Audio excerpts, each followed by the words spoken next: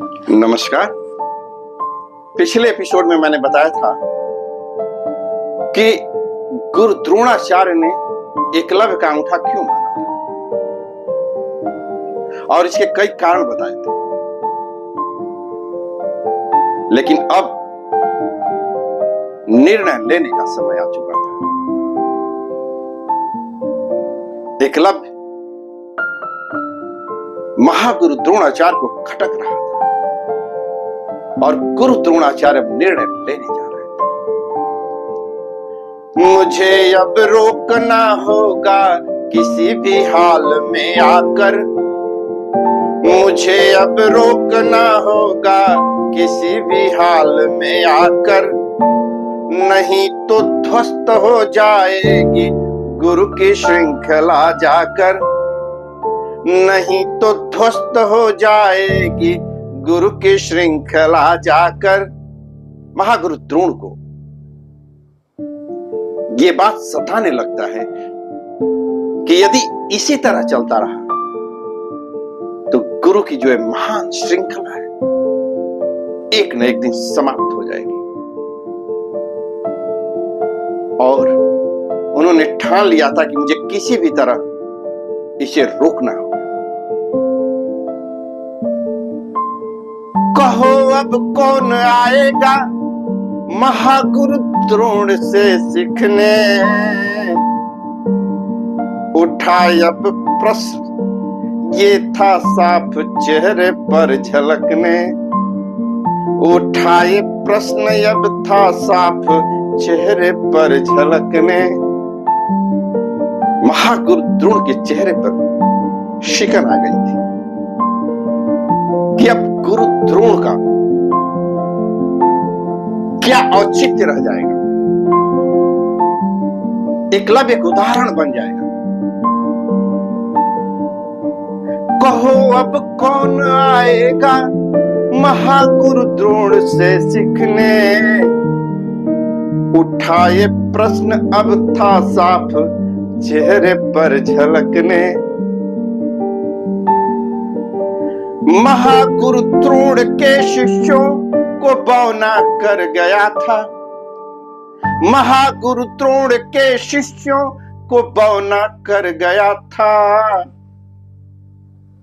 गुरु को साध कर ओछा खिलौना कर गया था, गुरु को साध कर ओछा खिलौना कर गया था। महागुरु द्रोण जानते थे कि गुरु की मूर्ति क्यों बनाया है, लेकिन अब वो एकलव्य से घृणा करना चाहते थे, घृणा करने का कारण ढूंढ रहे थे। और उन्होंने बोला मुझे तो खिलौना बना दिया, मुझे खिलौना बांधकर सब कुछ सीख गया। मेरा औचित्य बस यही है कि मैं एकलव्य के मन में हमेशा एक खिलौना बना रहूंगा। वो जानते थे एकलव्य ने श्रद्धा के साथ उनकी मूर्ति बनाई थी, लेकिन एकलव्य को घृणा करने के लिए उस मूर्ति को खिलौना बनाने लगे थे। उन्हें कुछ न कुछ कारण चाहिए था। कोई स्वाध्याय श्रम से सर्व संभव कर गया था, कोई स्वाध्याय श्रम से सर्व संभव कर गया था।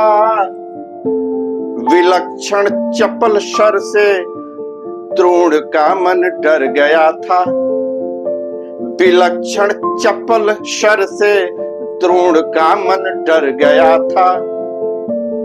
उसकी विलक्षण प्रतिभा से द्रोण डर गए थे। उनके शिष्यों का क्या होगा? कहीं कहीं उनके शिष्यों को हराता रहेगा, लोग क्या कहेंगे? गुरु अस्तित्व पर संकट महामंडरा रहा था, गुरु अस्तित्व पर संकट महामंडरा रहा था। ए बनवासी निडर दुःस्वप्न सा गहरा रहा था, ए बनवासी निडर दुःस्वप्न सा गहरा रहा था। एकलव्य एक ऐसी पहेली बन गया था कि जो महागुरु द्रोण के सुलझाने से सुलझ नहीं रहा था। एकलव्य वहीं खड़ा महागुरु द्रोण की प्रतीक्षा कर रहा था कि गुरु द्रोण मेरी परीक्षा लेंगे, अपने शिष्यों की परीक्षा ले रहे हैं, मेरी भी लेंगे, और मैं कुछ दिखलाऊंगा, कुछ उनको अलग चीजें दिखलाऊंगा। वो इंतजार कर रहा था। लेकिन महागुरु द्रोण सोच रहे थे कि इसके साथ क्या किया जाए, इसको कैसे रोका जाए। अहिंसक था उसे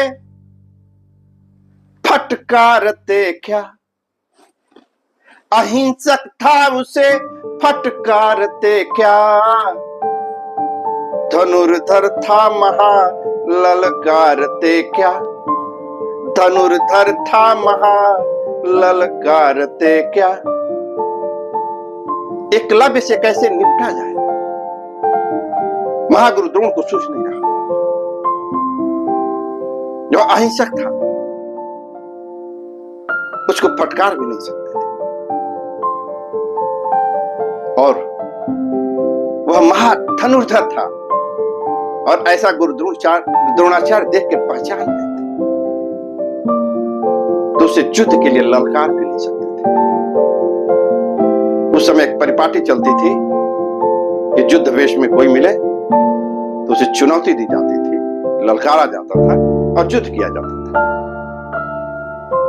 लेकिन यहां तो गुरु द्रोण देख लिए थे कि कितना बड़ा धनुर्धर है, उसे ललकार भी नहीं सकते थे।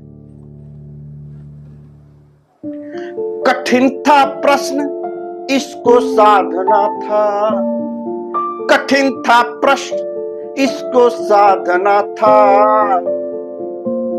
उफनती जा रही थी शक्ति उसको बांधना था, उफनती जा रही थी शक्ति उसको बांधना था।